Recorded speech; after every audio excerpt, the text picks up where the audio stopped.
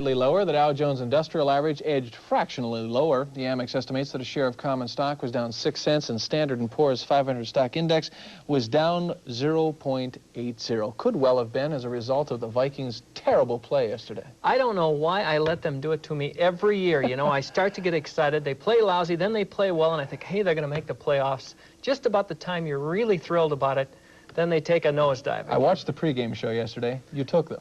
Yeah, I did. The kiss of death? And of course, there's the kiss of death. That's right. Vikings struggling against the Tampa Bay Bucks. We'll show you those low lights next on Sports.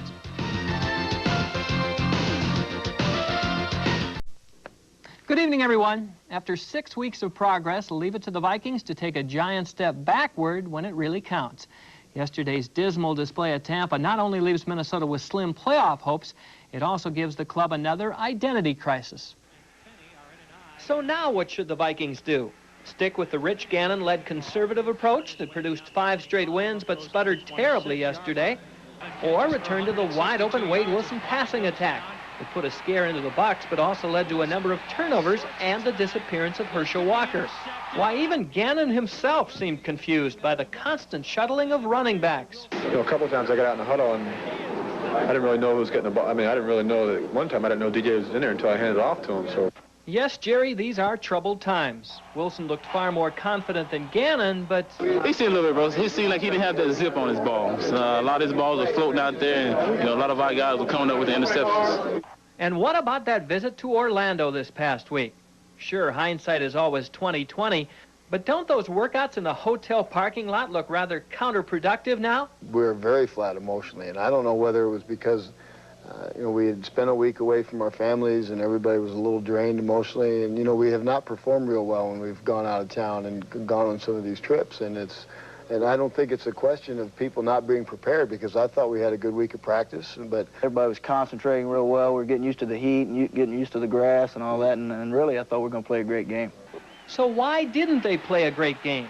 And why is this team so good indoors but so bad outside? Well, there's an outdoors factor. I mean, it's just a thing where, I mean, as I say again, we're just not making the plays.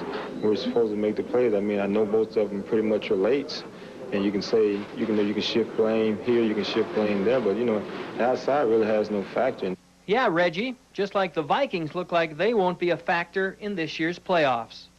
Despite yesterday's troubles, Jerry Burns said today that he hopes to return as coach of the Vikings next season.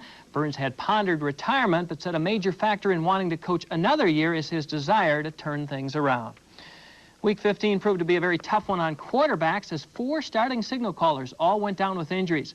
Buffalo's Jim Kelly underwent tests on his injured knee today, but regardless of those results, he will definitely sit out next Sunday's showdown with Miami. It's something you sit there and you think about. I thought about last year. I was like, why did that have to happen to me last year, having a good season? And again this year, it's like, what have I done? I go to church every Sunday. I pray. God, I don't know, but it's something that happens, and it's part of football, and just have to go on from here. Another AP college basketball poll is out, and those unbeaten Minnesota Gophers still have yet to crack the top 25. Yeah, UNLV is on top, 61 of 63 first-place votes. No surprise there. Arkansas, number 2. Syracuse got one of those votes. Then it's Arizona and those surprising UCLA Bruins in the 5th spot, followed by Indiana, Ohio State, North Carolina, Duke, and LSU. And only 6 unbeatens are in the top 25. So where are the Gophers? The South Bruins look like solid contenders to win the EDC boys basketball race. Tom Liam's club already has wins over Jamestown and Shanley, heading into tomorrow night's non-conference showdown with Moorhead. Patty McCormick takes a closer look at the Bruins. As Shanley found out last Friday night, Fargo South is a team that can hurt you in a lot of ways. They've got size, good shooters, and a potent inside game. Half-court or in transition, this is a team with very few weaknesses.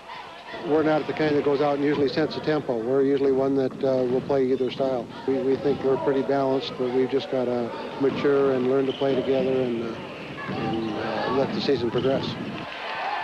The Bruins are already eyeing their midseason matchup with West Fargo. We've watched West Fargo, and, you know, they play really well. They press a lot, and, I don't know, we're waiting to play them. You know, it's still down the road a ways, but we still have some games right now to play, and, you know, they're out in the future. But Liam says the EDC is far from a 2-team race. And anybody that's just looking at West Fargo and South saying they're the only 2 teams there, I'm sure that Torgerson and myself, I know I'm not, but it's more than just the two of us. Patty McCormick, KX4 Sports.